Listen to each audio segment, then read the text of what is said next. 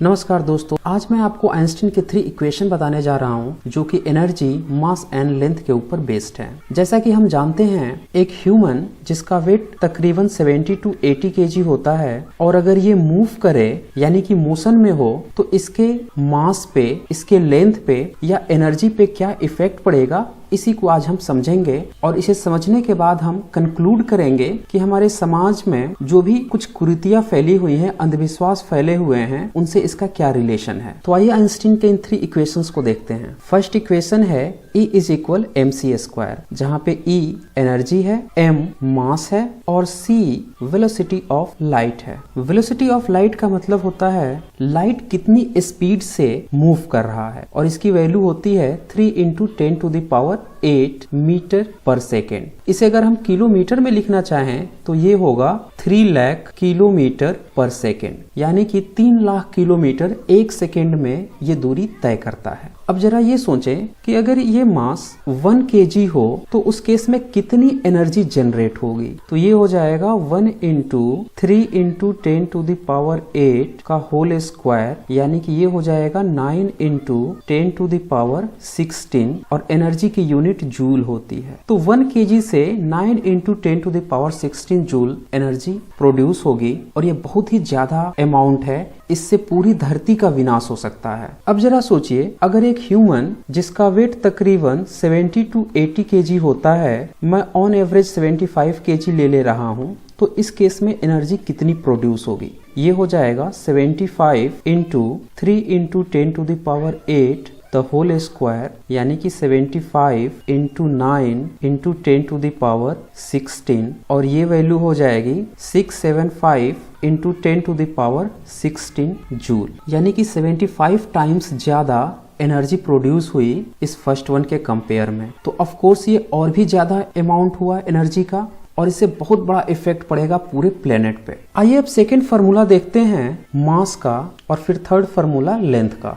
Einstein ने second formula दिया था मास के लिए, यानी कि अगर कोई ऑब्जेक्ट जिसका कि एक्चुअल मास m0 हो और वो वेलोसिटी v से मूव कर रहा हो तो किसी टाइम इंस्टेंट पे इसका मास m होगा। अब यहाँ पे 3 केस बनते हैं। फर्स्ट केस ये बनता है जब v की वैल्यू 0 हो जाए। तो जब v की वैल्यू 0 होगी तो इस केस में m की वैल्यू m0/√1 - 0 हो जाएगा, क्योंकि 0/c² 0 ही होता है और m0/√1 - 0 1 होगा, यानी कि m की वैल्यू m0 होगी। यानी अगर कोई ह्यूमन मोशन में नहीं है, v अगर उसका 0 है तो उस केस में उसका मास एक्चुअल मास m0 के इक्वल ही होगा। सेकेंड केस, जब वो मोशन में हो और उसका मोशन 0 से लेकर वेलोसिटी ऑफ लाइट c के बीच में हो, तो इस केस में जब वो मूवेबल होगा तो उसका मास कुछ इस तरह से होगा m0/√1 - v/c। v/c का मतलब हुआ कि v की वैल्यू c से कम है, तो यानी कि यहाँ पे कुछ न कुछ वैल्यू जरूर आएगी जो कि 0.0001 एटसेट्रा इस फॉर्म में होगी, जो कि काफी स्मॉल अमाउंट होगा क्योंकि v की वैल्यू c से कम है। तो अब जब इस वैल्यू को हम 1 से सब्ट्रैक्ट करेंगे तो यहाँ पे जो वैल्यू आएगा वो 1 से कम होगा और जब 1 से कम होगा तो इसे जब m0 से हम डिवाइड करेंगे तो यहाँ पे जो वैल्यू आएगी वो m0 के कंपेयर में होगी। थर्ड केस देख लेते हैं, जबकि वेलोसिटी ऑफ ऑब्जेक्ट की इतनी ज्यादा हो जाए, मैक्सिमम वेलोसिटी ऑफ लाइट के बराबर हो सकती है, तो v = c लिख दे रहा हूं और इस केस में जो मास होगा वो हो जाएगा m0/√1 - v/c इक्वल हो जाएंगे, यानी कि यहाँ पे 1 का स्क्वायर हो जाएगा। तो ये वैल्यू आ जाएगी m0/√1 - 1 0 होता है, m0/0 हो जाएगा। और जैसा कि हम जानते हैं किसी भी वैल्यू के अपॉन में 0 हो तो ये वैल्यू इन्फिनिटी हो जाती है, यानी कि कोई ऑब्जेक्ट या ह्यूमन अगर वेलोसिटी ऑफ लाइट से ट्रेवलिंग करे तो उसका मास इन्फिनिटी हो जाएगा और मास इन्फिनिटी होने का मतलब है कि बहुत ही ज्यादा अमाउंट में एनर्जी प्रोड्यूस होने वाली है, क्योंकि किसी भी ऑब्जेक्ट का मास इन्फिनिटी होना ये शो कर रहा है कि वो पूरे ब्रह्मांड में फैल चुका है, उसे हम काउंट नहीं कर सकते उस मास को, वो बहुत ही ज्यादा है। यानी कि ऐसा पॉसिबल नहीं है कि कोई भी ऑब्जेक्ट वेलोसिटी ऑफ लाइट पे ट्रेवलिंग करे। अब आइए लेंथ का भी फॉर्मूला देख लेते हैं। आइंस्टीन ने थर्ड फार्मूला दिया था कि अगर कोई भी ऑब्जेक्ट जिसका एक्चुअल लेंथ L नॉट हो और उसका वेलोसिटी v हो और जब वो मूव करे तो उस केस में उसकी लेंथ L हो। तो आइए यहाँ पे भी हम ये चेक कर लेते हैं 3 केसेस के लिए जब ऑब्जेक्ट की वेलोसिटी 0 है यानी कि वो मूव नहीं कर रहा है तब उसकी लेंथ कितनी होगी। तो जब ऑब्जेक्ट स्थिर है यानी कि v इज इक्वल 0 है उस केस में लेंथ हो जाएगा L nought under root 1 minus v की वैल्यू 0 यानी कि v अपॉन c स्क्वायर की वैल्यू 0 हो जाएगी और इस केस में वैल्यू आएगा L नॉट। यानी कि अगर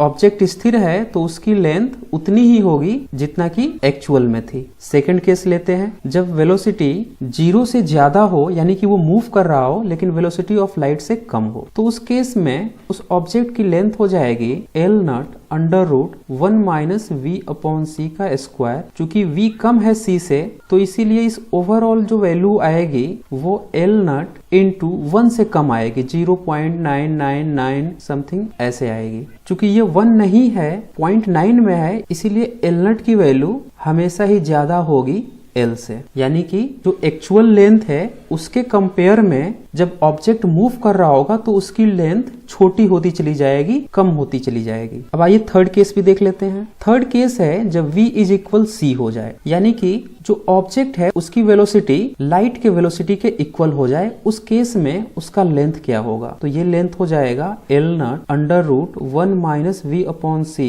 दोनों इक्वल हो गए तो 1 का स्क्वायर यानी कि ये वैल्यू हो जाएगी 1 माइनस 1 0 यानी कि L की वैल्यू 0 हो जाएगी। यानी कि कोई भी ऑब्जेक्ट अगर वेलोसिटी ऑफ लाइट से ट्रेवलिंग करेगा तो उस केस में उसकी लेंथ 0 हो जाएगी। यानी कि इन तीनों ही इक्वेशन से आप एक ये कंक्लूजन निकाल सकते हैं कि कोई भी ऑब्जेक्ट आपके सामने से अचानक ही गायब हो जाएगा यानी कि उसकी लेंथ 0 हो जाएगी अगर वो वेलोसिटी ऑफ लाइट c से ट्रेवलिंग करे तो। और जब c से ट्रेवलिंग करेगा यानी वेलोसिटी ऑफ लाइट से तो उस केस में उसका मास कितना होगा, इन्फिनिटी होगा, अभी हमने फाइंड आउट किया था। और जब मास इन्फिनिटी होगा तो उस केस में एनर्जी भी क्या हो जाएगी, इन्फिनिटी हो जाएगी। यानी कि ऐसा पॉसिबल ही नहीं है कि कोई भी ऑब्जेक्ट वेलोसिटी ऑफ लाइट से ट्रेवलिंग करे, क्योंकि एनर्जी जब इन्फिनिटी होगी इसका मतलब क्या हुआ कि पूरा का पूरा जो प्लेनेट है, जो ब्रह्मांड है, वही ब्लास्ट हो जाने वाला है। तो इसीलिए जो भी लोग ये कहते हैं कि कोई देवदूत आ गया, कोई भूत आ गया, कोई प्रेत आ गया, अचानक से आया और अचानक से गायब होगा, ये बिल्कुल की बिल्कुल बकवास बातें हैं, बिल्कुल ही क्रैप थिंग्स हैं। ऐसा बिल्कुल भी पॉसिबल नहीं है। और इसके लिए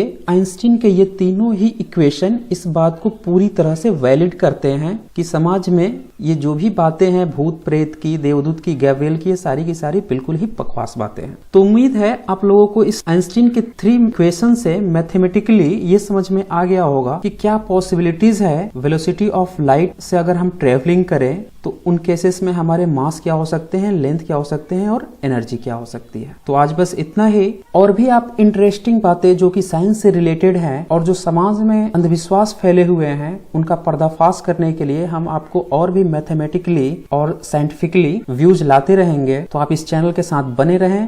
thanks for watching my video.